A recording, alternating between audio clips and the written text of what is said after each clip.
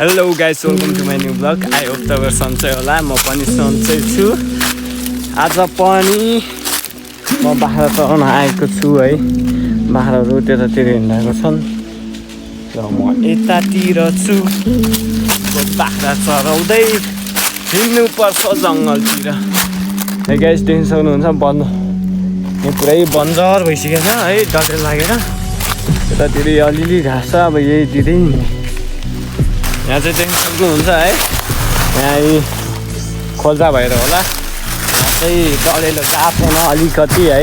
देख्न सक्नुहुन्छ बाख्राहरूले चाहिँ राखेको छन् त्यतातिर र म यतातिर।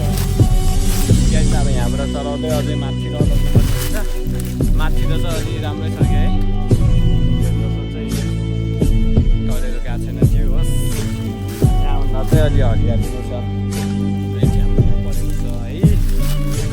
फाइनली गाइस बाख्रा दुई भागमा लागेको छ। एक भाग यता मसँग छ भने एक भाग अगाडि गइसकेको छ र म धपाउँदै जाँदैछु।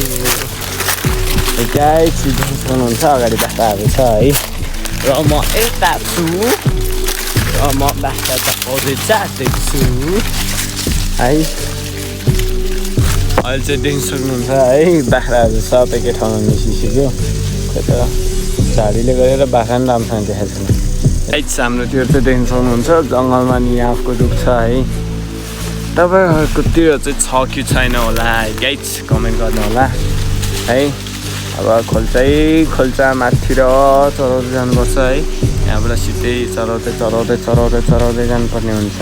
र चाहिँ माथि र चराउँदै गएर टुप्पामा पुगेर फेरि फर्केर आएर यही बाटो यता बाटो घर जान्छौँ हामी चाहिँ है गाइस। यहाँबाट माथि पुग्ने यसको टुप्पामा खोल्चासम्म, अनि त्यहाँबाट फेरि फर्केर आउँछौँ हामी चाहिँ है। यस्तै गरेर सधैँ बाख्राहरू चराउँदै गर्छौँ गाइस। तपाईँहरूकोतिर के कस्तो छ होइन? हाम्रोतिर चाहिँ पानीहरूको कमी छैन, देख्न सक्नुहुन्छ है। पानी छ है, यहीँ खोल्साबाट बगेर आउँछौँ यहाँ माथितिरबाट है। यहीँ छ हाम्रोतिर चाहिँ पानी। हाम्रोमा चाहिँ अब पानीको नि सुविधा छ। पानी खान अब घर जानु परेन है। यहीँ अब पत्करको दुना बनायो, अब यहीँबाट उगाएर खायो है।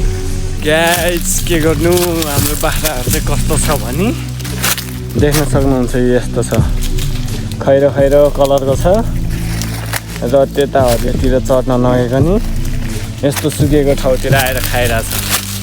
यस्तो छ हाम्रो गाउँघरको बाख्राहरू गाइस। देख्न सक्नुहुन्छ सब बन्जरतिर चढिरहेको छ। त्यतातिर हरियो छ, त्यतातिर माथितिर अझै हरियो छ। त्यतातिर नगएर यस्तो बन्जरतिर चढ्न आएर है। यस्तो बाख्राहरू छ कि गाइस हाम्रो गाउँतिर। कसैलाई चाहियो भने सम्पर्क गर्नु होला गाइस। यी बाख्राहरू चाहिँ यही हो। अहिले चाहिँ देख्न सक्नुहुन्छ बल्ल अलि ठाउँमा चढे जस्तो लागिरहेछ है। देख्न सक्नुहुन्छ यतातिर बल्ल अलिअलि हरियो बाटोमा चढिरहेको छ होइन।